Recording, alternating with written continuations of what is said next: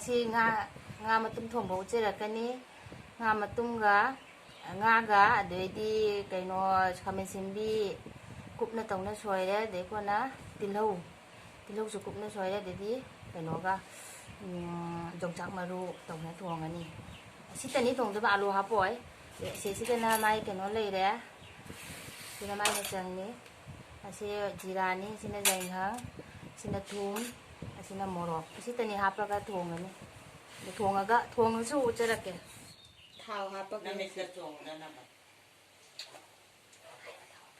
ꯊꯥꯎ ꯍꯥꯞꯄꯦ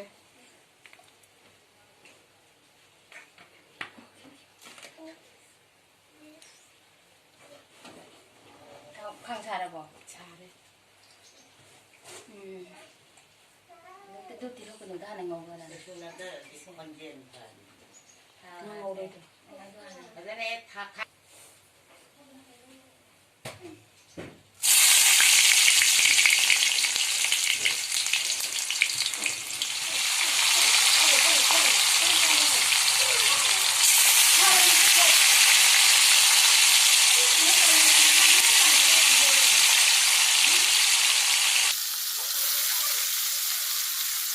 Vaya por caer en esa mano.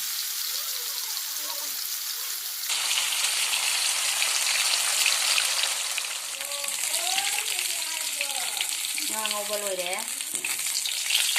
ꯉꯥ ꯉꯧꯕ ꯂꯣꯏꯔꯕꯅꯤꯅ ꯍꯧꯖꯤꯛ ꯍꯩꯖꯥꯡ ꯊꯣꯡꯕꯒꯤ ꯍꯥꯞꯄꯒꯦ ꯍꯧꯖꯤꯛ ꯃꯆꯪ ꯍꯥꯞꯄꯒꯦ ꯇꯤꯜꯍꯧꯁꯦ ꯍꯥꯟꯅ ꯍꯥꯞꯀꯦ ꯈꯣꯠꯇꯔꯦ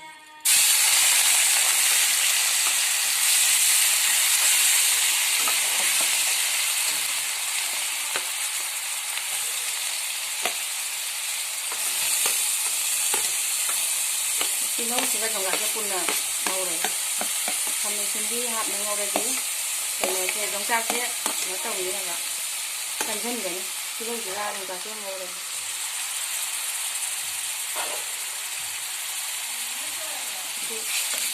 ꯃꯆꯪ ꯉꯥꯡꯕ ꯉꯧꯔꯒ ꯑꯗꯩ ꯀꯣꯟꯅ ꯀꯩꯅꯣꯁꯨ ꯍꯥꯞꯄꯦ ꯈꯥꯃꯦꯟ ꯑꯁꯤꯟꯕꯤꯁꯨ ꯍꯥꯞꯄꯦ ꯌꯣꯡꯆꯥꯛꯁꯦ ꯃꯨꯟꯕ ꯇꯤꯜꯍꯧ ꯃꯨꯜꯂꯦ ꯉꯥꯡꯉꯦ ꯀꯩꯅꯣ ꯍꯥꯞꯄꯒ ꯈꯥꯃꯦꯟ ꯑꯁꯤꯟꯕꯤꯁꯦ ꯍꯥꯞꯄꯒꯦ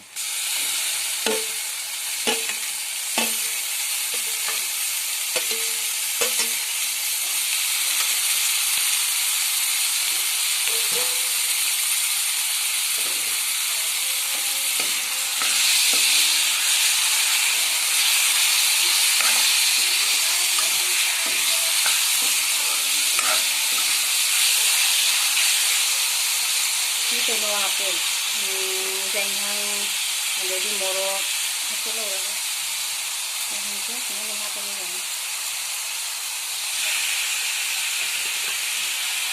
Morok.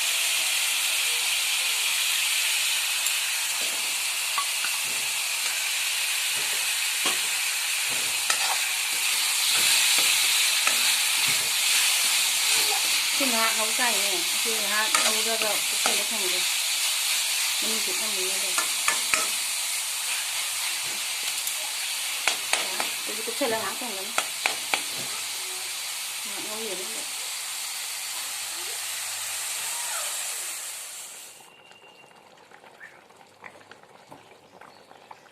Hijang rồi đấy, hijang cái nó tàu nó sâu đi gì, mấy hạt nó rồi nó đi sâu đi.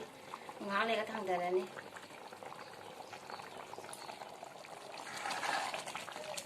Hijang sống nó lùi ra mun lên hijang mun lên thằng đây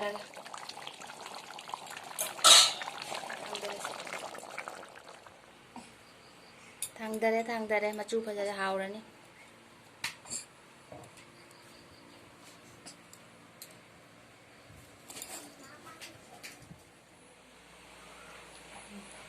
ôi lùi đấy xa rồi níu gì chị ngã thùng mà ní chị ná cái nọ ngã cái mấy ngầu bà để chị ná iron bà thabi tilau lebu để xin jerum xin cái nọ papor xin mà cái spike này du sao bao rồi chứ sao bao rồi hai apa yang aku minta tadi saya